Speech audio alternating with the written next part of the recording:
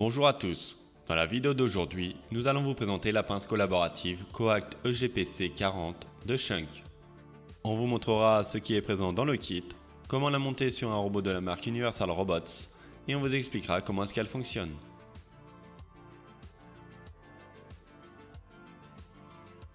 Voici la pince collaborative Schunk. Il en existe de plusieurs tailles et possède deux variantes sur UR.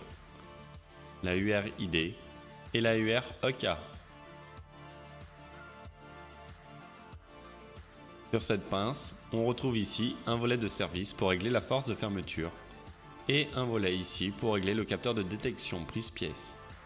Vous pouvez par la suite adapter des morts à votre pince selon votre besoin. Ensuite, on a la bride d'adaptation, une clé Allen, 4 vis M6, 2 douilles de centrage, un pion de centrage, une douille d'écartement et une longue vis.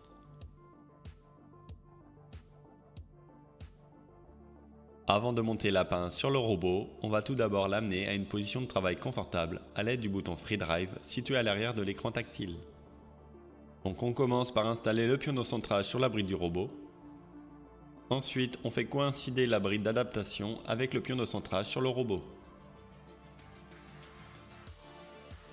On place les 4 vis, puis on les serre.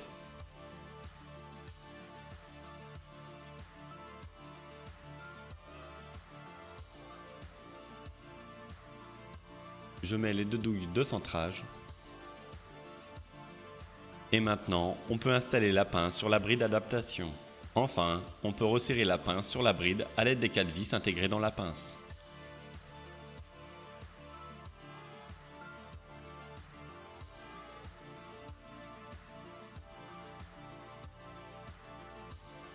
Il vous reste donc à adapter des morts sur la pince.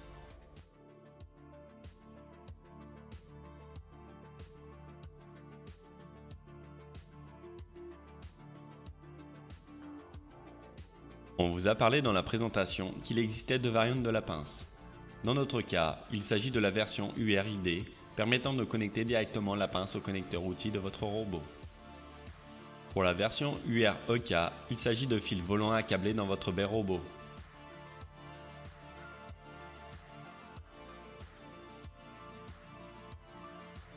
Cette partie n'est pas obligatoire, mais pour l'utilisation de la pince, il est possible d'utiliser un UR-cap. Pour cela, rendez-vous sur le site de Schunk dans la documentation de la pince.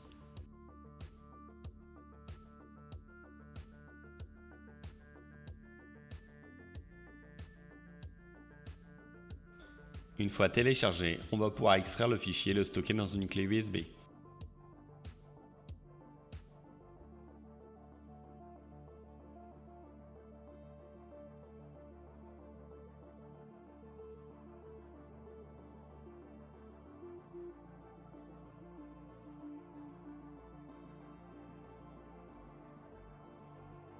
Maintenant que l'UR-cap est sur la clé USB, on va l'installer sur le robot. On va se rendre dans les réglages, puis UR-caps dans la fenêtre Système. Pour l'ajouter, on clique sur le plus, la clé USB, puis l'UR-cap à installer. Et on redémarre le robot. Au redémarrage de la baie, on va mettre notre robot en tension.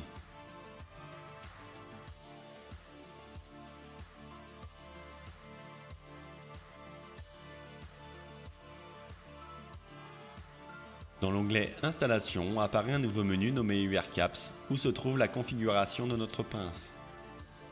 On peut y régler notamment le paramétrage du bandeau de LED, seulement disponible pour la version UR-EK, ou on peut sélectionner la sortie câblée qui servira à la coloration de la LED. Dans DIO System, on va pouvoir configurer la version de la pince pour piloter celle-ci.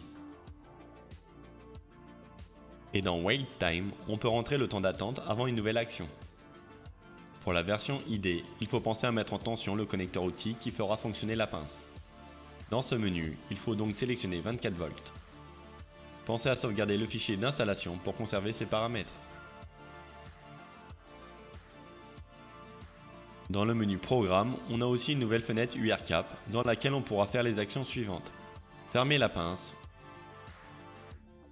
ouvrir la pince ou allumer le bandeau de LED sur une couleur. Pour ceux qui n'ont pas installé l'UR-Cap, il existe une deuxième solution, l'utilisation des entrées-sorties.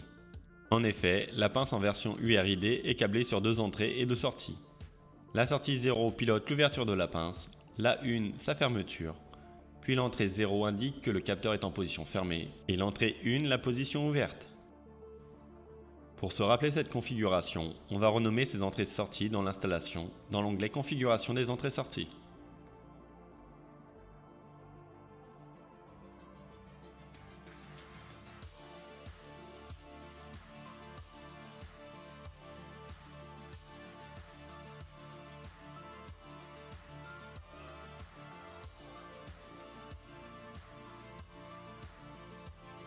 Puis sauvegardez de nouveau votre installation.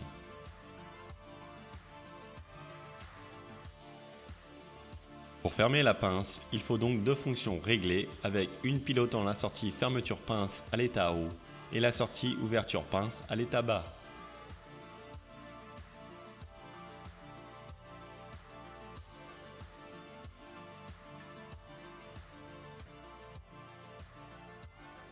On peut même utiliser une fonction robot attendre l'entrée pince fermée, configurée à l'état haut.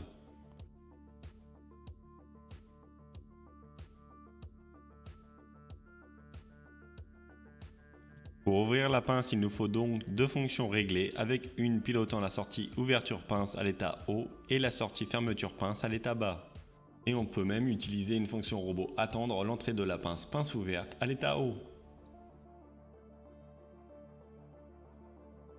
Dans ce volet de service, on peut régler la force de serrage de la pince.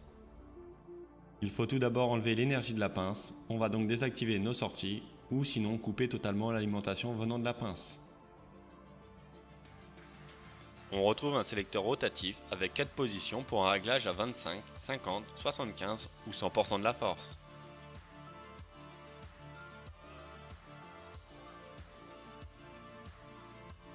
Pour surveiller l'entrée pièce saisie ou pince fermée, on peut y installer la douille d'écartement avec la longue vis prévue dans le kit. Pour le remplacement, fermez la pince manuellement pour avoir accès à la vis qu'il faudra remplacer. Voici la douille et la vis à utiliser. Ensuite, vous devez fermer votre pince et vérifier que le réglage correspond à ce que vous souhaitiez. Dans une prochaine vidéo, on vous présentera comment faire un programme de prise-dépose. Merci d'avoir suivi cette vidéo, nous espérons qu'elle vous a plu. N'hésitez pas à vous rendre sur nos réseaux sociaux ou d'aller sur notre site internet pour plus d'informations.